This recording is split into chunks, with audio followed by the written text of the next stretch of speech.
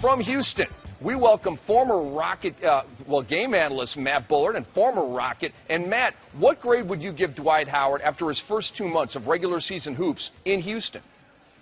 Well, I think Dwight Howard has been a best-case scenario coming to the Rockets. You know, last year when he was the Lakers, did not seem to fit well with that team, both on the court and off the court.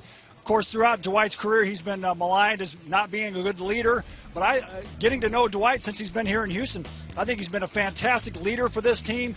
He's been very good on the court, obviously rebounding the basketball, blocking shots. The team is figuring out how to get him into the offense a little bit better as the season goes along. But his leadership off the court has been terrific. The Rockets have been dealing with Omer Asik asking for trades and a lot of injuries. And Dwight Howard, everything he's been doing in the locker room, what he's been saying in the press, has been very positive. And I think he's been a great leader. So I'd give him an A so far for the Rockets. Now, Matt, this is the third time that Jeremy Lin has faced his former team from New York. Is there still a buzz about this reunion, or is this just another game at this point for Jeremy Lin? Well, Jeremy was actually asked that question today in shoot-around, and he said for him it's just another game. Obviously, when you're playing 82 games in an NBA season, you've got to prepare for each team as they come along, and Jeremy's just preparing to play against another team tonight. But he acknowledges that there is still a buzz in the fans, in the arena, here in Houston, at New York. Fans are still very excited to see him play the Knicks, but for him it's just another game. Matt, when we talk about Jeremy, tell me a little bit about how he's adjusted to Dwight Howard and how Dwight Howard has helped Jeremy defensively.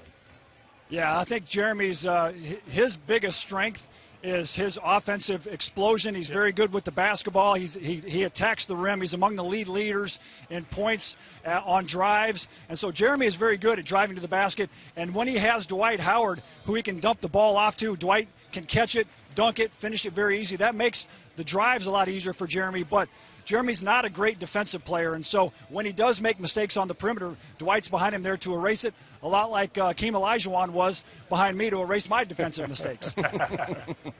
Matt, this is Grant Hill here. Obviously Dwight Howard, James Harden, two all-stars for the Rockets. Of course, we talked about Jeremy Lin. But one of the unsung heroes for this team, Chandler Parsons. He's in his third season. His versatility, his growth and maturation. Can you talk a little bit about his play this year?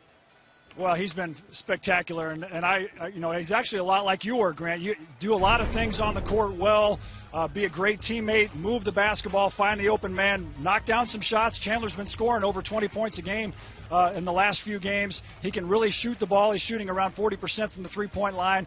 He attacks the rim. Defensively, he plays hard on the defensive end. He really puts out a lot of effort. So he's one of those rare players that is great at a lot of different things. And I think if you want to be an NBA player, you have to be great at least one thing. But for Chandler, he's great at a lot of things. Matt, let's go back to Howard again. And I want to ask you this question. Do you think he will ever embrace a Bill Russell-type role in terms of being satisfied with shot blocking and rebounding? Or do you think he needs to be a scorer to be fulfilled? Yeah, that's a great question. And, I think a lot of superstars, they're very – you have to be a driven person to be a superstar. You have to have that internal drive to want to be great. And I think Dwight wants to be great on the offensive end. He wants to be a great post-up player. He's been working with Hakeem Olajuwon and Kevin McHale here in Houston on his post-up moves, and he's actually been very good on the post for the Rockets this season. I'm not sure if he could just be a defensive-only player. I think he still has that drive to want to score, and I think his teammates have got to start giving him the ball quite a bit more. In the last game against the Sacramento Kings, he had 14 points, I believe, in the second quarter alone, and then only had 2 points in the second half. His teammates stopped throwing him the ball, and he was really disappointed that he wasn't touching the ball on the offensive end. Interesting. Now, Matt, what do you like most about Kevin McHale's coaching of these Rockets? Well, you know Kevin McHale. You guys know him from being around him the last few years on TV, and he's been a very good coach here in Houston. But he's an old school guy. He talks a lot about, back in my day, we weren't soft. We were tough players, and we went out there and we competed and we played hard every single possession. And so I think what Kevin brings to this team is, obviously, as a Hall of Fame player, he brings a lot of respect in that perspective. But he's also trying to get these guys to be tough, hard-nosed, tough-minded players to really compete on every single possession. And that's really been the Rockets' biggest problem so far this season, is not bringing the effort on the defensive end everybody likes to score, and this Rockets team is very good at scoring the basketball, but on the defensive end, they have really struggled with that effort. Matt, what have you noticed about Mikal's relationship with Terrence Jones, how he's brought him along defensively and offensively at that power forward position? How has Mikal helped him? Yeah, that's Terrence Jones has really been playing some good basketball. If you haven't watched the Rockets this season, you need to watch Terrence Jones. He's been a huge bright spot for the Rockets at that power forward spot. The Rockets didn't know if they were going to have a starting caliber power forward this season, and Terrence Jones in his second year has really stepped up. And I think, Mikal has done a good job of not giving him too much responsibility too soon. He's forced Terrence to earn that playing time. But I think Dwight Howard is really the guy who has helped Terrence Jones. In training camp, Dwight Howard actually said, hey, look, this Terrence Jones kid can really play. He can really ball.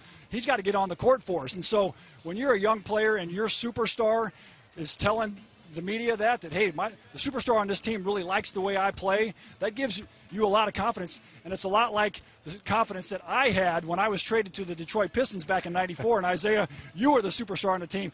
You welcoming me to the team really gave me a lot of confidence. Well, that's only because you could really, really shoot. and we needed you to knock it down. Unfortunately, I was only a Piston for 2 days, so it didn't work out so well. You were a Piston for 2 days, and I think I got 10 assists in those 2 days. That's right. All right, Matt, great stuff. We appreciate the info and the time. Enjoy the game. Happy New Year, and we'll talk to you down the line.